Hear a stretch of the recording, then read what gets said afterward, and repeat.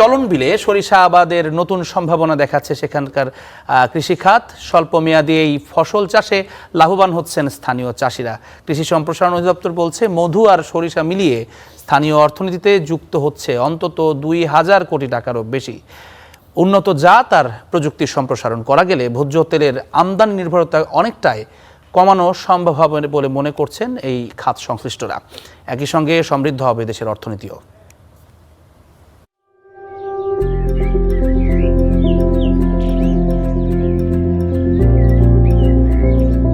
চলন বিল যেন ছেয়ে আছে হলুদ গালিচায়। মাঠের পর মাঠ জুড়ে হলদে সরিষা ফুলের সৌরভ।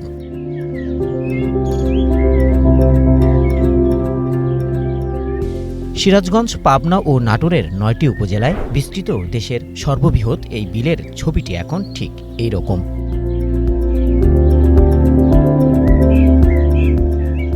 শুষ্ক মৌসুমে বোরো ধান আবাদের আগে অল্প মেয়াদী সরিষার আবাদ করছেন এই অঞ্চলের কৃষকরা।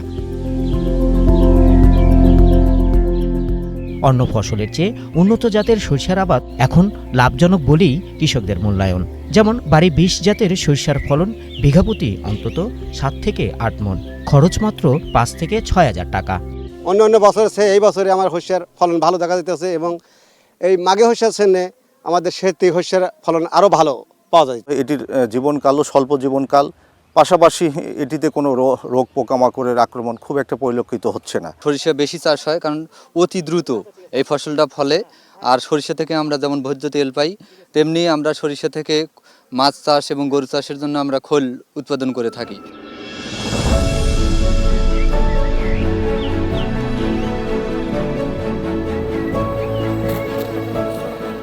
সরিষা খেতেই চলছে মধু চাষ।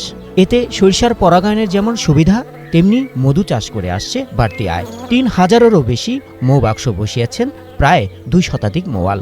মান ভালো হয় এখানকার মধুর চাহিদাও বেশ ভালো। মৌ বক্সের আন্ডারে ১৫,৬০৫ হেক্টর জমিতে আমরা আওতায় ধরছি, মৌ বক্সের আওতায়। ঠিক আছে, সেই ক্ষেত্রে দেখা যাচ্ছে এবার গত বছর থেকে এবার অনেক মধু সংগ্রহ হবে। আমাদের পুরা চলন বিলে প্রায় কিন্তু ৩০,০০০-এর মতন মৌমাছির বাক্স বইছে। তা আশা করি সবাই প্রথমে একটু হতাশা হয়েছিল, কিন্তু এখন সবার মুখে হাসি।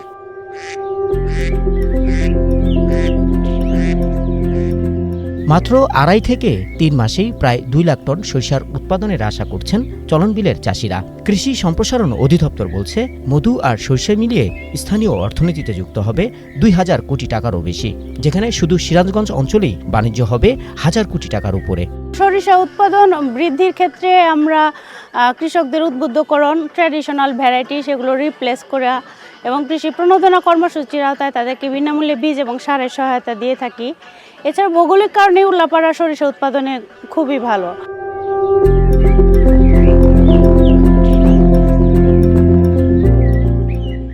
কৃষি কর্মকর্তারা বলছেন, সয়াবিন ও পাম অয়েলের মতো ভোজ্য তেলের উপর আমদানি নির্ভরতা কমাতে সরিষার আবাদ বাড়ানোর বিকল্প নেই। তাই চলন বিলের কৃষকদের হাতে তারা তুলে দিচ্ছেন নতুন জাত আর প্রযুক্তি। টোটাল টার্গেট হচ্ছে যে 40% উৎপাদন করা।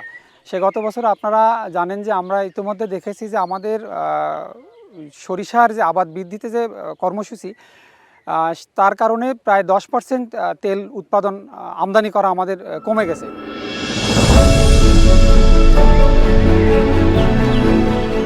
গেল ৫ বছরে চলন বিলের সরিষার ফলন বেড়ে হয়েছে ২ লাখ টন। এই ফলন আগামী ৫ বছরে ৩ লাখ টনে নেয়ার পরিকল্পনা কৃষি সম্প্রসারণ অধিদপ্তরের।